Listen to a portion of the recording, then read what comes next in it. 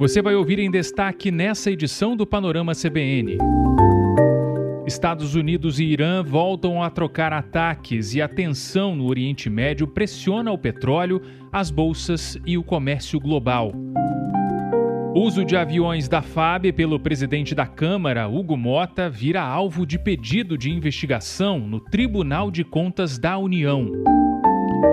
Pesquisa Datafolha mostra Lula e Flávio Bolsonaro empatados na disputa presidencial entre os eleitores de São Paulo. E Justin Bieber vai se juntar a Madonna, Shakira e BTS no primeiro show de intervalo de uma final de Copa do Mundo.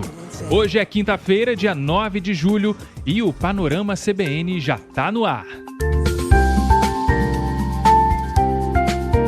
Olá, muito bom dia para você, seja muito bem-vindo, seja muito bem-vinda ao Panorama CBN. Eu, Gabriel Freitas, continuo aqui te trazendo as principais informações do noticiário. Mande mensagem para mim, @gabafreitas lá no meu Instagram, ou se você preferir, no meu e-mail, gabriel.freitas@cbn.com.br. No final dessa edição, mais abraços, mais alôs para os panolovers, sempre ouvindo o Panorama.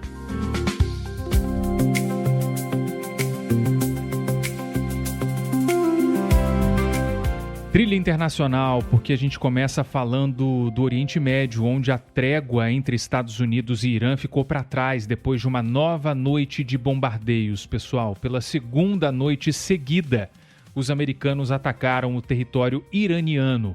A operação atingiu cerca de 90 alvos estratégicos numa tentativa de reduzir a capacidade de Teherã de atacar navios e tripulações civis ali no Estreito de Hormuz. Essa é uma das rotas mais importantes do mundo, né? Como você sabe bem, para o transporte do petróleo. Então, quando a guerra se aproxima dali, o impacto pode sair rapidamente do campo militar e chegar ao preço dos combustíveis, às bolsas e ao comércio do mundo todo. O relatório americano diz que os ataques destruíram sistemas de defesa aérea, estruturas de vigilância na costa, equipamentos navais e locais usados para armazenar mísseis e drones do Irã.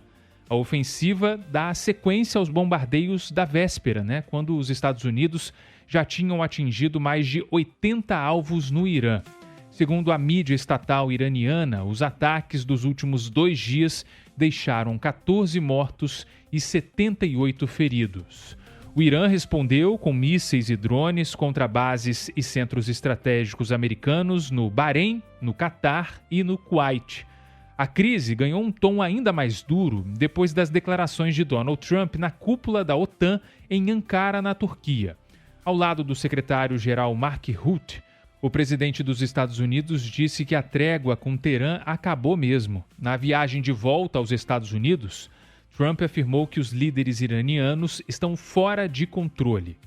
Para o professor de Relações Internacionais da Universidade Presbiteriana Mackenzie, o Maurício Fronzaglia, a retomada desses ataques mostra que o acordo de paz já era muito frágil bem antes.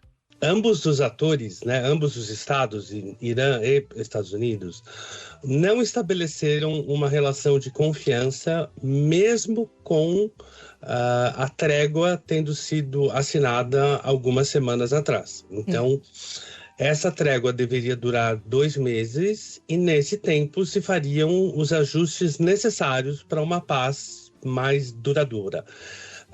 Então, não passou 1/3 desse tempo e os 2 países quebraram as suas palavras, digamos assim. No mercado, o petróleo voltou a sentir o peso dessa tensão toda, né? O barril do Brent passou a operar perto dos $79, com o temor de que o Estreito de Hormuz seja fechado de vez. As principais bolsas da Europa e da Ásia já tiveram perdas e a bolsa brasileira também recuou ontem. A nova onda de violência acontece no fim das cerimônias fúnebres do líder supremo do Irã, Ali Khamenei, né? Mesmo com os ataques, fontes oficiais indicam que o cronograma foi mantido. O enterro, no entanto, atrasou algumas horas por causa da grande aglomeração durante as cerimônias no Iraque. O caixão com o corpo do Ayatollah passou por Najaf, uma das cidades mais sagradas para muçulmanos xiitas, e agora o sepultamento está previsto para as 8h30 da manhã, pelo horário de Brasília.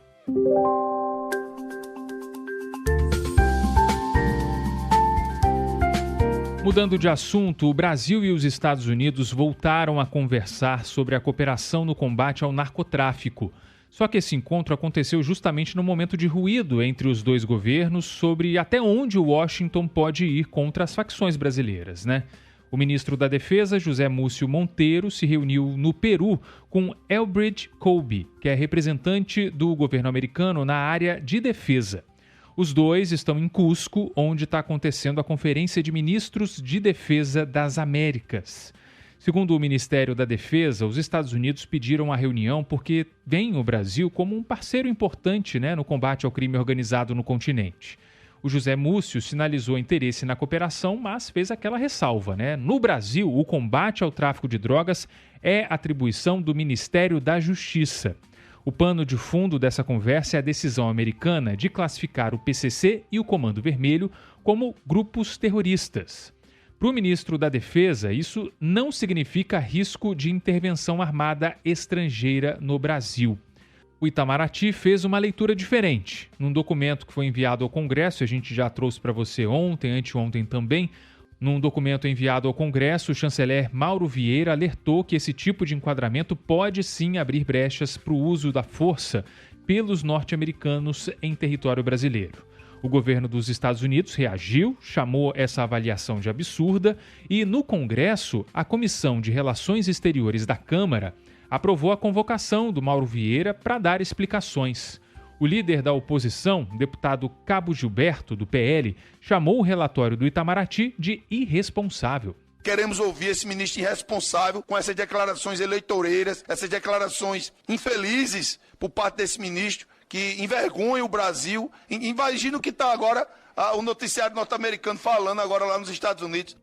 Já o deputado Arlindo Quinalha, do PT, defendeu que o papel do Itamaraty é mapear riscos antes que eles se transformem num problema concreto para a soberania brasileira. O ministro Mauro Vieira não afirmou que vai haver invasão. Ele simplesmente foi literal na interpretação. E aí eu quero que alguém mostre de forma que me contrarie, de forma que prove para todos nós que esta legislação norte-americana não dá essa pretensa autoridade para eles invadirem qualquer país. Agora o assunto é a disputa sobre as armas registradas em nome do ex-presidente Jair Bolsonaro, que ganhou um novo capítulo fora de Brasília, lá no Rio Grande do Sul. A Polícia Federal apreendeu em Caxias do Sul uma espingarda calibre 12 registrada no nome do ex-presidente. A arma de fabricação estrangeira estava sob a guarda de um responsável por uma empresa importadora de artigos bélicos. Esse homem procurou a PF por conta própria. Ele relatou que estava com o armamento e demonstrou interesse em fazer a entrega. A espingarda era o último item pendente do arsenal de Bolsonaro a ser recolhido por ordem do ministro Alexandre de Moraes, do STF. Mais cedo, a Polícia Federal tinha feito buscas na casa do ex-presidente, que cumpre prisão domiciliar humanitária. O mandado autorizava a apreensão de armas, munição, acessórios e outros documentos de registro. O motivo da ação foi uma divergência entre o total de armas declaradas pela defesa e a quantidade registrada em nome de Bolsonaro. De acordo com a defesa, nada foi encontrado lá na casa. Na decisão, Alexandre de Moraes afirmou que manter armas na posse do ex-presidente é uma situação incompatível com a prisão domiciliar. Nos Estados Unidos, o senador Flávio Bolsonaro, filho do ex-presidente, criticou a operação na casa do pai. Um constrangimento danado, uma busca minuciosa, reviraram tudo, foram procurar alguma arma que não tivesse sido informada nos autos, que porventura o presidente Bolsonaro estivesse escondendo, que não teria informado. Então foi muito ruim, muito constrangedor, mais uma vez uma situação em que a família toda sofre, então não tinha arma, tudo que foi informado ao Alexandre de Moraes era verdadeiro, estava documentado lá. Imagina deixar uma pessoa presa com uma arma em casa, né?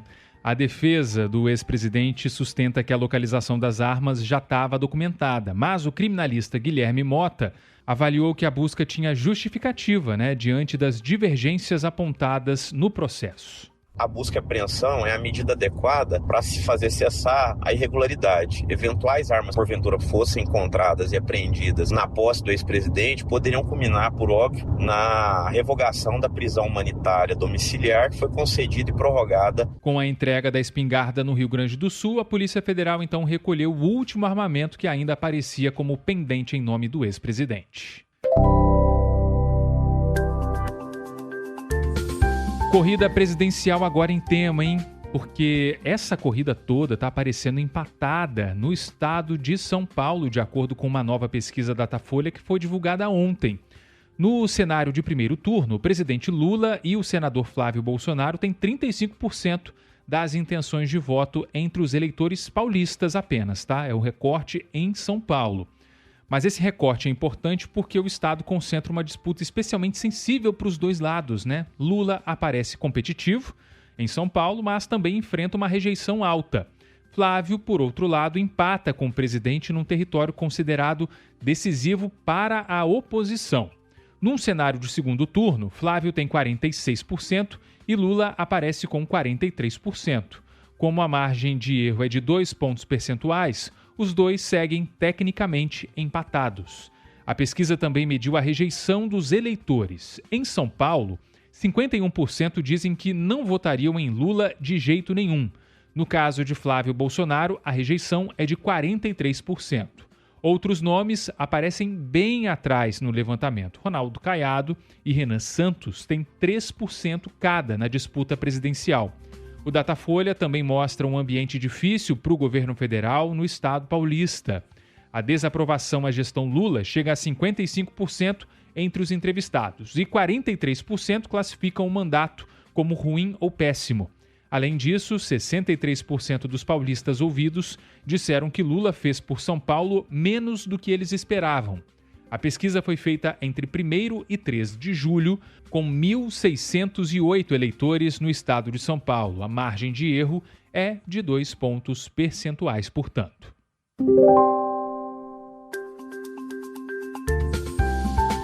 E olha, o uso de aviões da FAB pelo presidente da Câmara, Hugo Mota, virou alvo de pedido de investigação no Tribunal de Contas da União. A representação foi apresentada pelo Ministério Público junto ao TCU e assinada pelo subprocurador-geral Lucas Furtado. O órgão está querendo apurar se houve desvio de finalidade em viagens feitas pelo deputado em aeronaves militares. O ponto é simples, o presidente da Câmara pode usar aviões da FAB, mas esse uso precisa estar ligado à segurança, emergência médica ou compromisso oficial. No caso de Hugo Mota, um levantamento citado na representação mostra que ele fez 176 voos em jatinhos da FAB desde que ele assumiu a presidência da Câmara, no ano passado. Desse total, 75 viagens tiveram como destino a Paraíba, que é o estado natal e reduto político dele. Isso representa 43% dos deslocamentos. A representação também aponta que 82% dessas viagens não tinham um compromisso oficial registrado na agenda da Câmara. O documento está mencionando ainda deslocamentos para eventos de mercado, jantares corporativos e para o Réveillon em Angra dos Reis. Para o Ministério Público, a prerrogativa de usar transporte oficial não pode virar comodidade pessoal bancada com dinheiro público. Hugo Mota nega irregularidades. O presidente da Câmara disse que o uso das aeronaves da Força Aérea Brasileira segue as normas de segurança e cumpre todos os requisitos legais. Agora cabe ao TCU decidir se abre a apuração. Se forem encontradas as irregularidades, aí o Ministério Público pede que o tribunal calcule o eventual prejuízo aos cofres públicos e envie o caso à Procuradoria-Geral da República. E aqui no Rio de Janeiro, a Justiça do Estado deu uma primeira resposta a um caso muito escabroso até, viu? Da morte do ator Jeff Machado, quase 3 anos depois do crime. A gente falou bastante sobre isso aqui no Panorama, na programação da CBN, no noticiário de maneira geral, né? Vários veículos repercutindo. O pedreiro Geander Vinícius da Silva Braga foi condenado a 22 anos e 9 meses de prisão. Ele foi considerado culpado por homicídio qualificado, ocultação de cadáver e maus tratos aos animais do ator. O Jeff Machado, para quem não se lembra, foi morto em 2023 e, de acordo com a investigação, o crime teve como motivação uma falsa promessa de vaga numa novela. O ator chegou a pagar R$18 mil. Durante o julgamento, o Geander admitiu que participou da ocultação do corpo, mas ele negou o envolvimento no assassinato. Ele disse que foi coagido a ajudar a enterrar a vítima depois do crime. O outro acusado é o produtor Bruno de Souza Rodrigues, que vai ser julgado em dezembro. Ele é apontado como o principal articulador do assassinato e responde por um conjunto maior de crimes nesse caso. Depois da morte do Jeff, o Bruno usou os cartões e as senhas dele e se passou pelo ator em mensagens enviadas a familiares e amigos, ainda de acordo com a investigação. Um detalhe ajudou a polícia a avançar nessa apuração. O Jeff ele tinha 8 cães de estimação e os animais foram encontrados abandonados e estavam com chips de identificação no nome do ator. O corpo do artista catarinense foi encontrado em maio de 2023 dentro de um baú, estava concretado a 2 metros de profundidade na zona sudoeste do Rio. A mãe do Jeff, a Maria das Dores Machado, acompanhou o julgamento no Rio. Um dia muito esperado. É um momento difícil, dolorido para mim, meu filho, para minha família. Eu vim em busca da justiça e peço, a justiça de Deus existe, não falha. Agora, a justiça dos homens nós vamos ver daqui a pouco.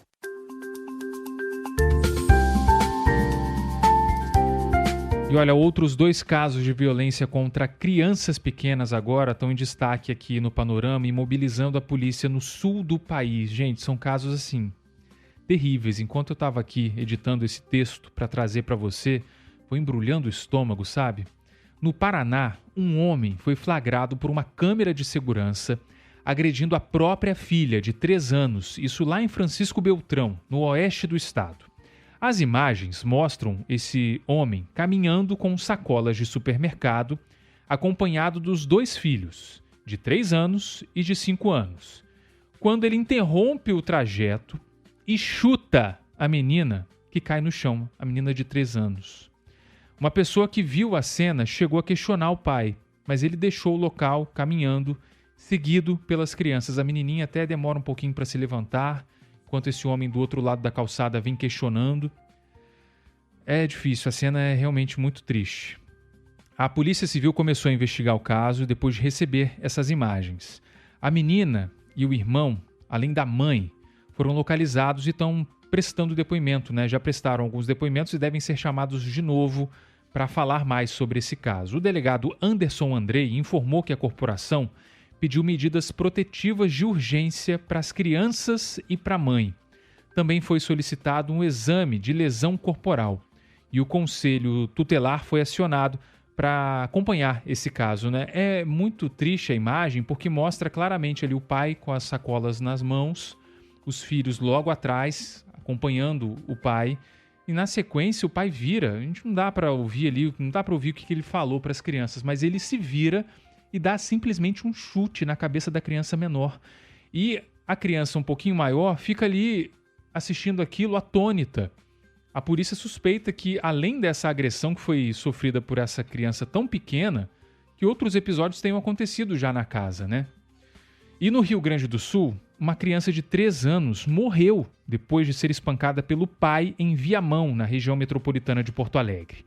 O menino já estava internado em estado gravíssimo na UTI pediátrica do Hospital de Pronto-Socorro da capital gaúcha, isso desde o início da semana. E a morte dele foi confirmada pela Polícia Civil no início da madrugada de hoje.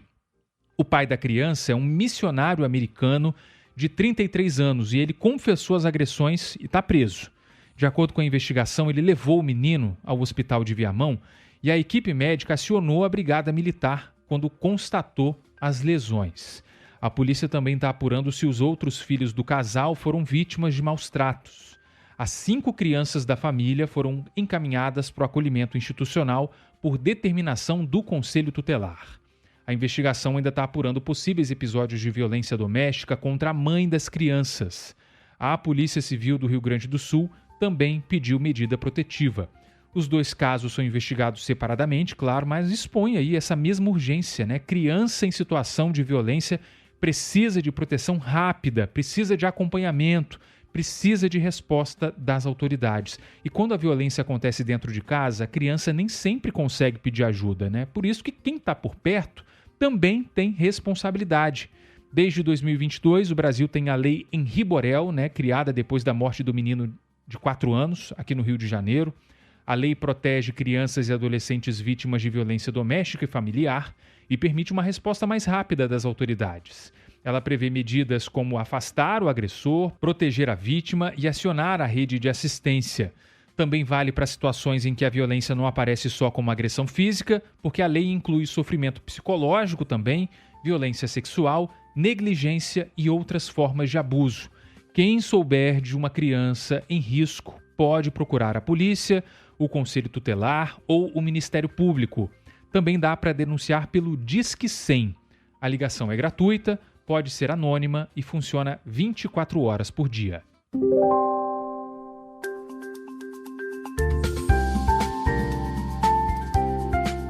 E no Rio de Janeiro aconteceu um caso que deixou muitos pais, mães e responsáveis por alunos de uma escola particular indignados.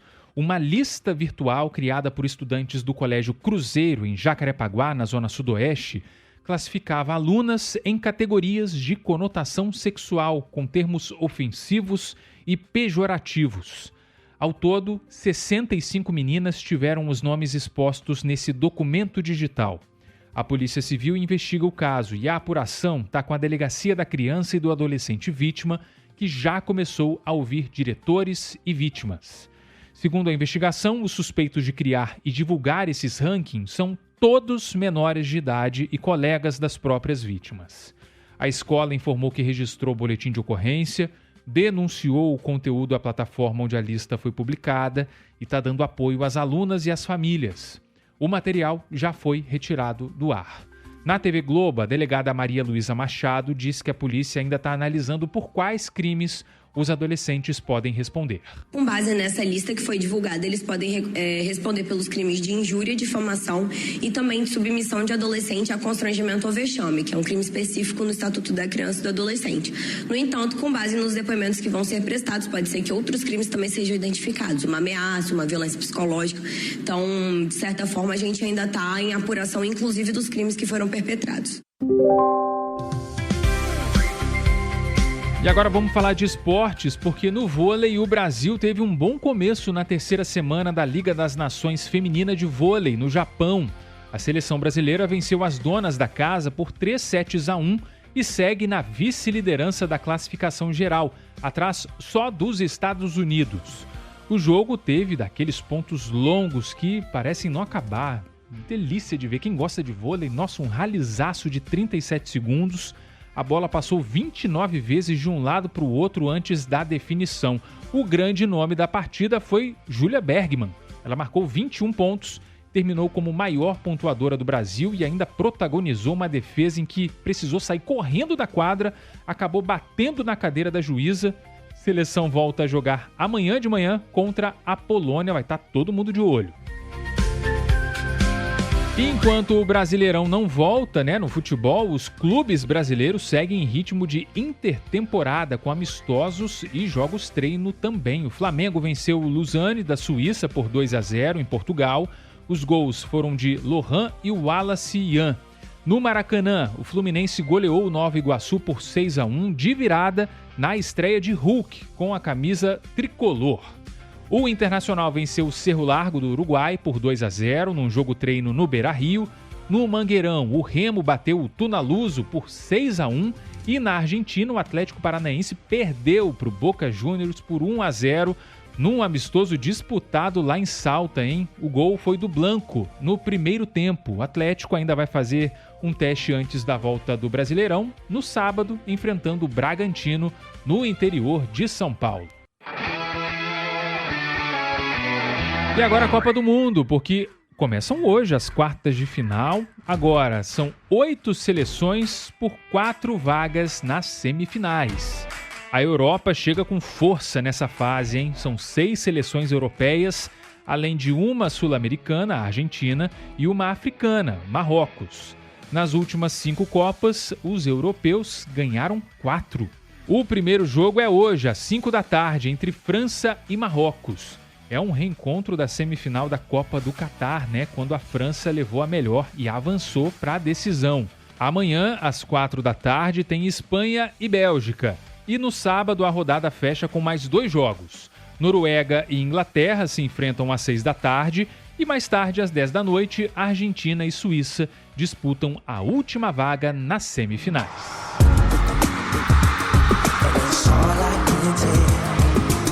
E a Copa do Mundo também vai terminar com cara de Super Bowl, né? A FIFA anunciou que o Justin Bieber vai se juntar a Madonna, a Shakira e ao BTS no show do intervalo da final que está marcada para o dia 19 de julho, lá no estádio de Nova York, Nova Jersey. Vai ser a primeira vez que uma final de Copa vai ter uma apresentação musical no intervalo. Até aqui, o futebol sempre parava só para os 15 minutos de descanso dos jogadores, né? Agora a decisão também vai ter um espetáculo pensado para TV, com artistas de alcance global, né? São grandes nomes, claro. O show vai ser organizado em parceria com a Global Citizen e tem a curadoria do Chris Martin, do Coldplay. Ou seja, além da taça, além de um espetáculo no campo, né, que a gente espera que seja essa final, também vai ter aí a atenção de todo mundo para esse encontro de gigantes da música pop.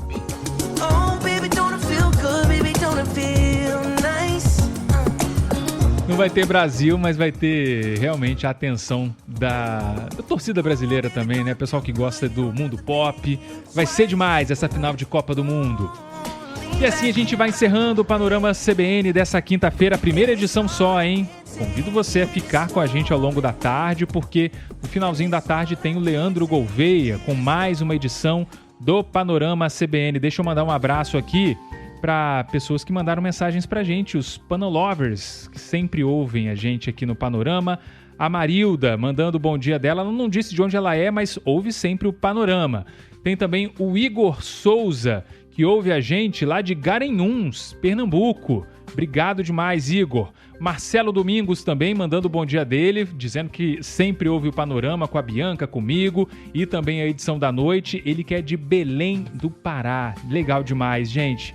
Continue mandando suas mensagens aqui pro meu Instagram, o @gabafreitas. Amanhã estamos de volta com muita informação. A gente espera que sempre com um noticiário um pouquinho melhor, né? Com notícias não tão pesadas. Tchau, tchau. Ótimo dia.